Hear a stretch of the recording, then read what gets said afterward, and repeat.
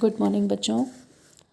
कल के लेक्चर में हमने पर्सनल सेलिंग, व्यक्तिगत अथवा व्यक्ति विक्रय, इसको स्टार्ट किया था और इसका अर्थ और विशेषताएं पढ़ी थी और विज्ञापन और व्यक्तिगत विक्रय का अंतर, ये टॉपिक्स हमने कल डिस्कस किए थे। आज का जो हमारा टॉपिक है वो है रोल ऑफ पर्सनल सेलिंग, व्यक्तिगत विक्रय की क्या भूमिका है। तो व्यक्तिगत विक्रय व्यवसाय से संबंधित विभिन्न पक्षकारों जैसे व्यवसायी, ग्राहक और समाज अनेक प्रकार से सेवा करता है और इनके विकास में महत्वपूर्ण भूमिका अदा करता है। इसकी भूमिका निम्न तथ्यों से स्पष्ट होती है। तो देखो, इसका रोल जो है हमें व्यवसाय के प्रति, समाज के लिए और ग्राहकों के लिए, इन तीनों के लिए जो है व्यक्तिगत विक्रय की क्या महत्व है, ये तीनों को हम अलग अलग डिस्कस करेंगे। तो सबसे पहले देखो, इसमें आता है हमारा व्यक्तिगत विक्रय का व्यवसायियों के लिए क्या महत्व है। तो व्यवसायी मतलब बिजनेसमैन, जो बिजनेस कर रहे हैं उनको पर्सनल सेलिंग से क्या फ़ायदा होता है। तो व्यवसायियों का मुख्य उद्देश्य अपने उत्पादों की अधिक से अधिक बिक्री करना होता है। तो उनके इस उद्देश्य को पूरा करने के लिए व्यक्तिगत विक्रय अहम भूमिका अदा करता है। इसका निम्न प्रकार से वर्णन किया जा सकता है। सबसे पहला पॉइंट है प्रभावी संवर्धन यंत्र, इफ़ेक्टिव प्रमोशनल टूल। क्योंकि कोई भी बिजनेसमैन है, उसका उद्देश्य होता है कि उसकी सेल्स ज़्यादा से ज़्यादा हो। तो सबसे पहला पॉइंट यही है कि बिजनेसमैन के लिए ये एक इम्पोर्टेंट प्रमोशन टूल का काम करता है। तो इस संवर्धन विधि में विक्रयकर्ता और संभावित क्रेता के मध्य आमने सामने का संपर्क स्थापित होने से उत्पाद की विशेषताओं को विस्तार से समझाया जा सकता है। इससे बिक्री की संभावना बढ़ती है, अतः इसे एक प्रभावी संवर्धन यंत्र कहा जा सकता है। तो इसे हम एक इफ़ेक्टिव प्रमोशन टूल का नाम दे सकते हैं, क्योंकि इसमें जो विक्रय करता है और जो संभावित क्रेता है, जो खरीद सकता, प्रोस्पेक्टिव बायर है, वो आमने सामने होते हैं और प्रोस्पेक्टिव बायर को वस्तु से संबंधित सारी सूचनाओं को विस्तार से बताया जाता है और इसका मेन उद्देश्य जो है वो सेल को बढ़ाना होता है। तो पहला पॉइंट यही है कि ये बिजनेसमैन के द्वारा एक इम्पोर्टेंट प्रमोशन टूल के रूप में प्रयोग किया जाता है। दूसरा है लोचशील यंत्र, फ्लेक्सिबल टूल। कल भी तुम्हें बताया था कि इसमें आवश्यकता के अनुसार ग्राहक के व्यवहार को देखते हुए फेरबदल किया जा सकता है। तो इसमें लोचशीलता होती है। तो व्यक्तिगत विक्रय अन्य विक्रय संवर्धन विधियों से अधिक लोचशील है। उदाहरण के लिए विज्ञापन में सभी को समान संदेश प्राप्त होता है। माना कि विज्ञापन में 2% कैश डिस्काउंट की बात कही गई है, तो यह शर्त सभी ग्राहकों पर समान रूप से लागू होगी। इसके विपरीत व्यक्तिगत विक्रय में विक्रयकर्ता आवश्यकतानुसार इसमें मौके पर ही परिवर्तन कर सकता है। बाकी जितने भी प्रमोशन टूल्स होते हैं वो बिल्कुल रिजिड होते हैं कि कंपनी ने जो पॉलिसी बनाई है उसी को फॉलो किया जाएगा। लेकिन व्यक्तिगत विक्रय में जो सेल्समैन है वो ग्राहक के व्यवहार को देखते हुए थोड़ा बहुत फेरबदल कर सकता है, इसलिए ये एक फ्लेक्सिबल टूल है। तीसरा पॉइंट है प्रयासों के अपव्यय में न्यूनता, मिनिमाइजेस वेस्टेज ऑफ एफर्ट्स। व्यक्तिगत विक्रय प्रयास के अधिक प्रभावी होने के कारण प्रयास के दौरान ही बिक्री की अधिक संभावना बढ़ जाती है। प्राय विक्रयकर्ता के प्रयास बेकार नहीं जाते। तो जो सेल्समैन होते हैं, विक्रयकर्ता होते हैं, वो पूरी तरह से ट्रेंड होते हैं और उनका उद्देश्य यही होता है कि किसी तरीके से ग्राहक को वस्तु बेची जाए। तो उनके प्रयास जो हैं वेस्ट नहीं जाते और वो ज़्यादा प्रभावी होने के कारण जो है अपने प्रयासों को सेल्स में कन्वर्ट कर कर ही सक्सेसफुल होते हैं। तो उनके जो एफर्ट्स हैं वो बेकार नहीं जाते। नेक्स्ट पॉइंट है उपभोक्ता ध्यान, कंज्यूमर अटेंशन। व्यक्तिगत विक्रय में उपभोक्ता के ध्यान और रुचि को बिक्री प्रयास की ओर खींचा जा सकता है। ऐसा प्रत्यक्ष संपर्क स्थापित होने के कारण संभव है। तो देखो, कई बार एडवर्टीजमेंट में तो हम अव्यक्तिगत रूप से जो है ग्राहक को मैसेज दिया जाता है, तो उसका ध्यान खींचा नहीं जा सकता। लेकिन व्यक्तिगत विक्रय में अगर सेल्समैन आपको वस्तु दिखा रहा है तो आपका पूरा ध्यान उसकी तरफ रहेगा, उपभोक्ता का पूरा ध्यान जो है उसके ऊपर केंद्रित हो जाता है। पांचवा पॉइंट है लास्टिंग रिलेशनशिप्स, दीर्घकालीन संबंध, इस संवर्धन विधि में उपभोक्ताओं से प्रत्यक्ष संबंध स्थापित होता है। यह संबंध लंबे समय तक चलता है। इसका लाभ यह होता है कि जब भी उपभोक्ता को पहले खरीदे गए उत्पाद की पुनः ज़रूरत हो तो उसका ध्यान फिर से उसी उत्पाद की ओर जाएगा। नेक्स्ट है व्यक्तिगत संबंध। तो व्यक्तिगत संबंध, पर्सनल रैपर्ड, व्यक्तिगत संबंध स्थापित होने से उपभोक्ताओं का कंपनी में विश्वास बढ़ता है। इससे कंपनी का बाजार प्रतियोगिता में आगे निकलना संभव हो पाता है। तो दीर्घकालीन संबंध बनते हैं, व्यक्तिगत संबंध बनते हैं, ग्राहक के ध्यान को आकर्षित किया जा सकता है, प्रयासों का वेस्टेज नहीं होती, लोचशील यंत्र है, प्रभावपूर्ण यंत्र है। तो इस तरह से एक दूसरे को जोड़कर पॉइंट याद करना। नेक्स्ट इसके बाद है आरंभिक अवस्था में भूमिका। कोई भी प्रोडक्ट जब अपनी इंट्रोडक्शन स्टेज पे होता है, नया नया मार्केट में आता है, तो व्यक्तिगत विक्रय बहुत प्रभावशाली होता है। तो इस विधि की नए उत्पाद से उपभोक्ताओं को परिचित करवाने में अहम भूमिका है। उपभोक्ताओं को उत्पाद के गुणों की जानकारी देकर उन्हें आसानी से आकर्षित किया जा सकता है। अतः एक उत्पाद की प्रारंभिक अवस्था में इस विधि का विशेष महत्व है। तो जब भी कोई नया प्रोडक्ट मार्केट में आता है तो इस मेथड को प्रभावशाली तरीके से प्रयोग किया जा सकता है। और लास्ट पॉइंट है ग्राहकों से संबंध। विक्रयकर्ता 3 भूमिकाएं अदा करके ग्राहकों और कंपनी के संबंधों को मजबूती प्रदान करता है।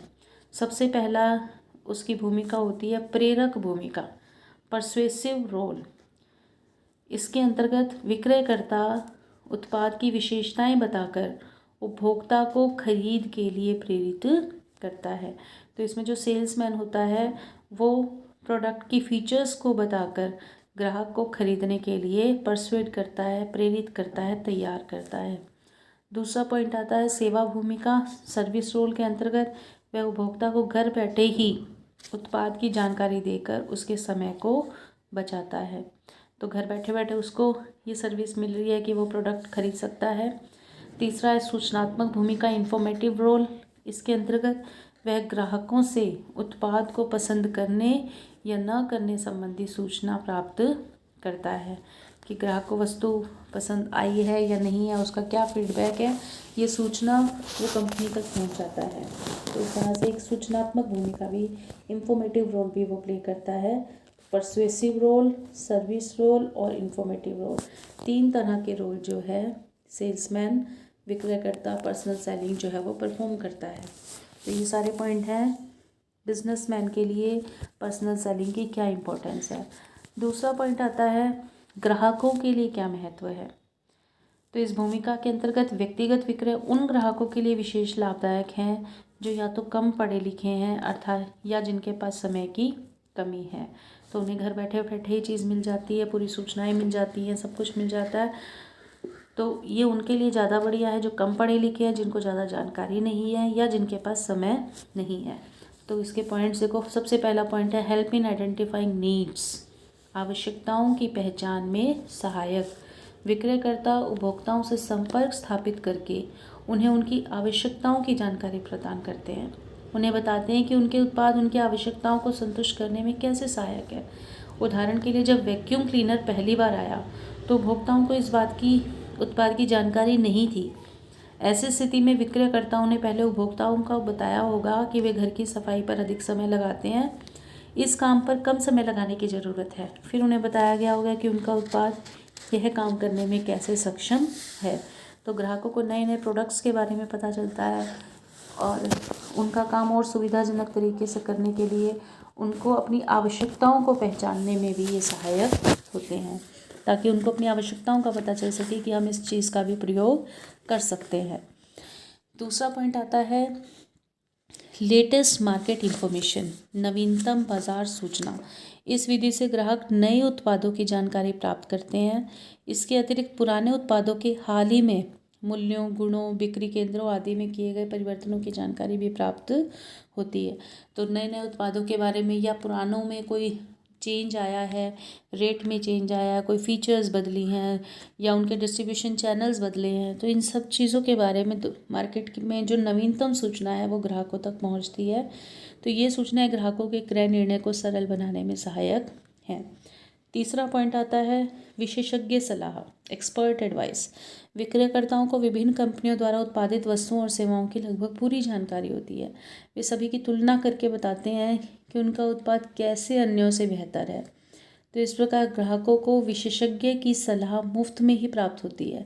अपने विवेक और विशेषज्ञ की सलाह से वे बढ़िया क्रय निर्णय ले सकते हैं। तो जो ग्राहक हैं उन्हें विक्रयकर्ता जो एक्सपर्ट है अपनी फील्ड में, क्योंकि उन्हें तरह तरह की कंपनी के प्रोडक्ट्स की जानकारी है, तो वो उन सभी की तुलना करके बताते हैं कि हमारा उत्पाद दूसरों से कैसे बढ़िया है, और अपनी एडवाइस जो है वो ग्राहक को दे सकते हैं। नेक्स्ट लास्ट पॉइंट है ग्राहकों को प्रेरित करना, इंड्यूसेस कस्टमर्स। विक्रयकर्ता ग्राहकों को बताते हैं कि उनका उत्पाद उनके जीवन स्तर में कैसे वृद्धि कर सकता है। जब ग्राहकों को यह जानकारी प्राप्त होती है तो वे उस विशेष उत्पाद को खरीदने के लिए प्रेरित होते हैं और अपने जीवन स्तर में वृद्धि करते हैं। तो ग्राहकों को नए नए उत्पादों की जानकारी मिलती है और ये पता चलता है कि वो कैसे अपने स्टैंडर्ड ऑफ लिविंग को बढ़ा सकते हैं, जीवन स्तर को ऊंचा उठा सकते हैं नए प्रोडक्ट्स यूज़ करके। तो इस तरह से जो पर्सनल सेलिंग है वो ग्राहकों को वस्तु खरीदने के लिए प्रेरित करती है। लास्ट इसमें हमारे पास इम्पोर्टेंस आती है, इम्पोर्टेंस टू सोसाइटी, समाज के लिए क्या महत्व है। तो व्यक्तिगत विक्रय सामाजिक विकास में तेजी लाने में महत्वपूर्ण भूमिका अदा करती है। इसकी जानकारी निम्न तथ्यों से प्राप्त होती है। सबसे पहला पॉइंट है छिपी हुई मांग को बदलना, कन्वर्ट्स लेटेंट डिमांड। व्यक्तिगत विक्रय छिपी हुई मांग को प्रभावी मांग में बदल देता है। प्रभावी मांग से उत्पादन में वृद्धि होती है, लोगों को रोजगार मिलता है, आय में वृद्धि होती है, वे अधिक मांग करते हैं और इस प्रकार यह चक्र चलता रहता है। परिणामतः समाज का विकास होता है।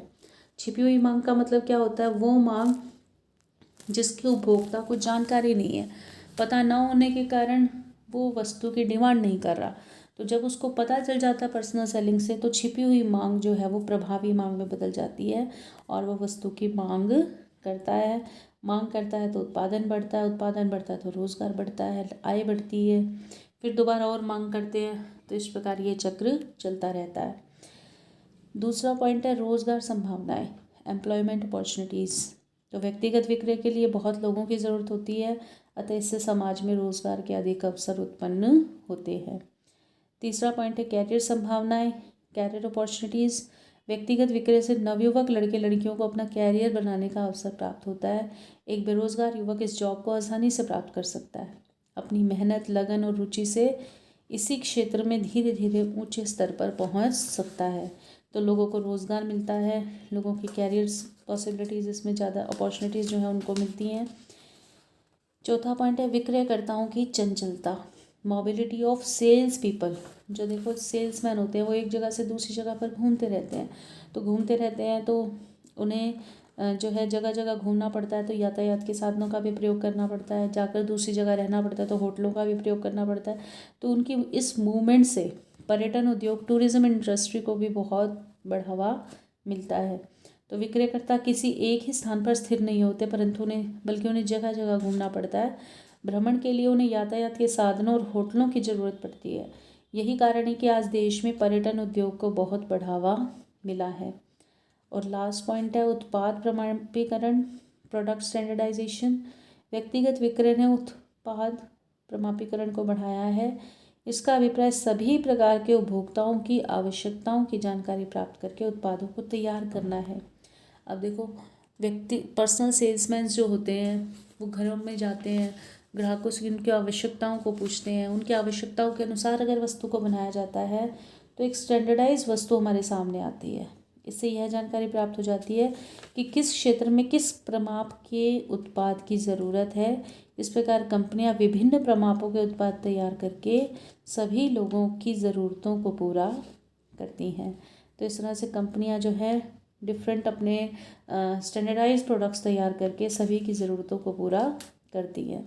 तो इस तरह से समाज में लोगों को अच्छी क्वालिटी के प्रोडक्ट्स उपलब्ध होते हैं। तो हमारा ये लेसन अब कंप्लीट हो गया है, क्योंकि नेक्स्ट जो टॉपिक है difference between advertising and personal selling, ये हम कल डिस्कस कर चुके थे।